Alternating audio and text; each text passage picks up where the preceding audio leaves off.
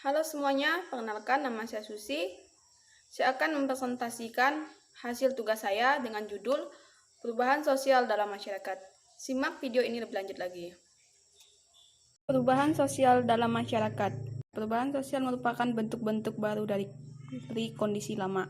Perubahan sosial terjadi sebagai konsekuensi aktivitas mahu inovasi, kemajuan sains, dan sebagainya. Perubahan sosial ini menjadi salah satu kajian terpenting dalam sosiologi pendidikan. Malahan perubahan sosial yang terjadi membuat kajian sosial pendidik semakin kompleks dan luks. Faktor yang paling besar peran dalam perkembangan dalam teori sosiologi perubahan. Yang pertama, industri. Yang kedua, kemunculan kapitalisme. Yang ketiga, sosialisme. Yang keempat, feminisme. Yang kelima, urbanisme. Yang keenam, perubahan keagamaan dan pertumbuhan. Yang ketujuh, sains semua menjadi agen yang membangun perkembangan kajian perubahan sosial dari sudut sosiologi. Dari kajian perubahan sosial itu pula lahir berbagai aliran teori dalam sosiologi. Menurut Parson, Ritger, dan Gottman 2004, memberikan arti perubahan sosial sebagai pertukaran yang berlaku dalam sistem sosial. Pertukaran dari satu sistem akan mengaruhi sistem sosial lainnya. Ciri-ciri perubahan sosial. Yang pertama, terjadi di mana-mana. Tempat terjadinya perubahan sosial bisa di mana saja, mulai dari masyarakat, desa, hingga kota. Meski dengan tingkat perubahan yang bisa jadi berbeda antara satu tempat dengan tempat yang lain.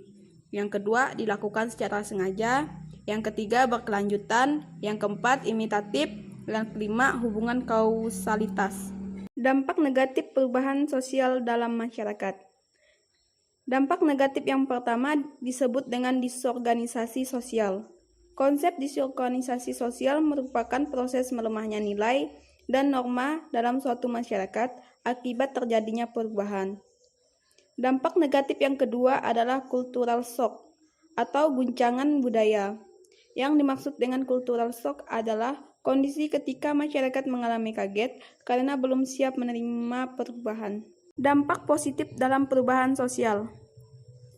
Dampak positif yang pertama adalah munculnya nilai dan norma baru yang lebih sesuai dengan tuntutan perkembangan zaman. Yang kedua, dampak positif yang kedua adalah berkembangnya lembaga-lembaga sosial baru yang merupakan penerapan dari diferensiasi struktural. Yang ketiga, dampak positif yang ketiga adalah pesatnya perkembangan teknologi. Baiklah, hanya itu saja yang dapat saya jelaskan. Saya mohon maaf jika ada kata-kata atau materi yang kurang. Saya mohon maaf.